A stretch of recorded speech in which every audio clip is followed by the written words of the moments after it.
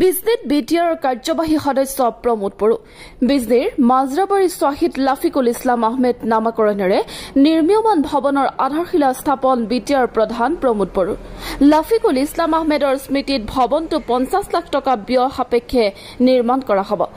লাফিকুল ইছলাম আহমেদৰ মৃত্যুক ৰাজনৈতিকৰণ কৰিব নালাগে, এইটো CBI তদন্তৰ অধীনত আছে বুলি মন্তব্য কৰে বিটিআৰ প্ৰধান প্ৰমোদ বড়োৱে।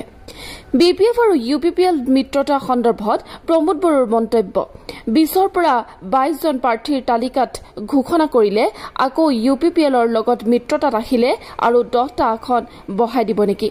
BPFক বিশ্বাস কৰিব নোৱাৰি। 5 বছৰত প্ৰায় 14 বাৰ সদন হৈ গ'ল, কিন্তু হাগ্ৰামাই এবাৰো নাহিলে এইজন কি জননেতা হ'ব বুলি মন্তব্য কৰিলে বিটিআৰ প্ৰধান প্ৰমোদ বড়োৱে।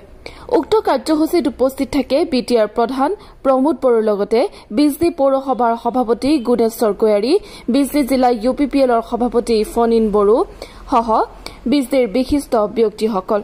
News desk report NR24। চাওক, আজি মাজৰাবাৰী অঞ্চলৰ ৰাইজক মই অশেষ ধন্যবাদ জনাইছোঁ। তেখেতসকলে ভূমি দান কৰিছে আৰু সেই ভূমিত আমি আজি লাফিকুল ইছলাম ডাঙৰীয়াৰ নামত, শ্বহীদ লাফিকুল ইছলাম ডাঙৰীয়াৰ নামত ইয়াত ভৱনৰ আধাৰশিলা স্থাপন কৰিছোঁ আৰু এই ভৱনটো 1 বছৰৰ পিছত নিৰ্মাণ সম্পূৰ্ণ হ'ব আৰু এই ভৱনটো এই অঞ্চলৰ ৰাইজৰ কাৰণে ডেডিকেট কৰা হৈছে। আজি তেখেতৰ ভাতৃ ইয়াত মহিদুল ইছলাম ডাঙৰীয়াও উপস্থিত আছে। আমি একেলগে চবে কৰিছোঁ। মই সদায় বিচাৰোঁ যে তেখেতৰ যিসকলে হত্যা কৰিছে হত্যাকাৰীসকল শাস্তি পাব লাগে, কিন্তু এই কথাটো ৰাজনীতিকৰণ হ'ব নালাগে। এই যে হত্যা হৈছে ইয়াৰ ওপৰত CBI তদন্ত হৈ আছে আৰু CBI তদন্তটো বহুত দীঘলীয়া হৈছে। মই আজি অনুৰোধ কৰিম CBI কৰ্তৃপক্ষক, কাৰণ তেখেতসকলে ভাৰতৰ এটা খুব শক্তিশালী এটা সংস্থা হয়, তো তেখেতসকলক মই অনুৰোধ কৰিম যে অতি শীঘ্ৰে CBIয়ে ইয়াৰ ওপৰত যি তথ্য পাতি পাইছে তেখেতসকলে ইনকুৱাৰী কৰি কি ৰিপৰ্ট বনাইছে এইটো সকলে সোনকালে ইয়াৰ ওপৰত একশ্যনটো ল'ব লাগে আৰু ৰাজহুৱা কৰিব লাগে। হাগ্ৰামাই আহ্বান জনাইছে যে আপুনি NDA চৰকাৰ ত্যাগ কৰি BTC হাগ্ৰামাৰ লগত মিলিত হৈ 20টা আসনত কি কয় ইলেকশ্যন খেলিব লাগে, কি ক'ব? তেখেতে 20টা বুলি ক'লে, কিন্তু 2টাটো আগতে বাঢ়াই ল'লে দেখোন, আৰু আমি এৰি দিয়াৰ পিছত আকৌ 10টা বাঢ়াই যায় নেকি? তো তেখেতকতো বিশ্বাস কৰিব নোৱাৰে। চাওক, ৰাজনীতিটো ইমান তুলুঙা কৰা বা ইমান তৰল কৰি পেলাই ৰাজনীতিৰ কথাবিলাক ক'লে একো লাভ নহ'ব।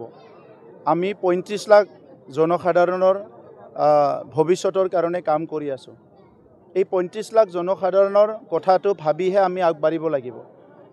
আজি প্ৰধানমন্ত্ৰী ডাঙৰীয়াই 150 কোটি মানুহ চাই আছে, মুখ্যমন্ত্ৰী ডাঙৰীয়াই 3.5 কোটি মানুহ চাই আছে, আৰু আমাৰ অঞ্চলত 35 লাখ জনসাধাৰণ আছে।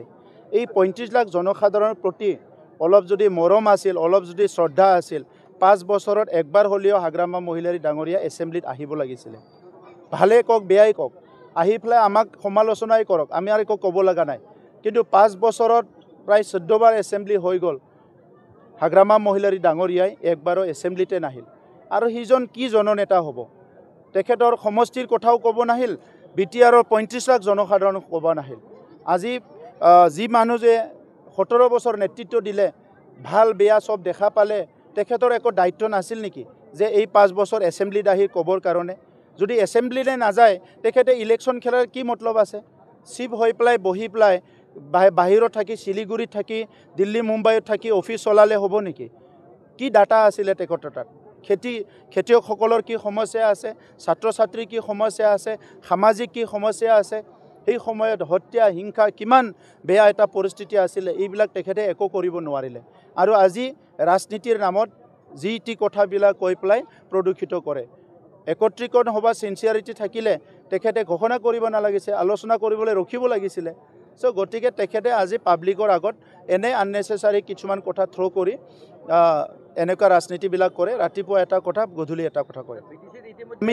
আমিতো 2020তে বজাই থৈ দিছোঁ, এতিয়া আৰু নতুন বজাব লগা নাই। আৰু 2020ৰ পিছত অলিয়ে গলিয়ে ঘূৰিছোঁ, 26টা জনগোষ্ঠীৰ ভিজন ডকুমেণ্ট বনাইছোঁ, সকলো জনগোষ্ঠীৰ লগত থিয় হৈ আছোঁ।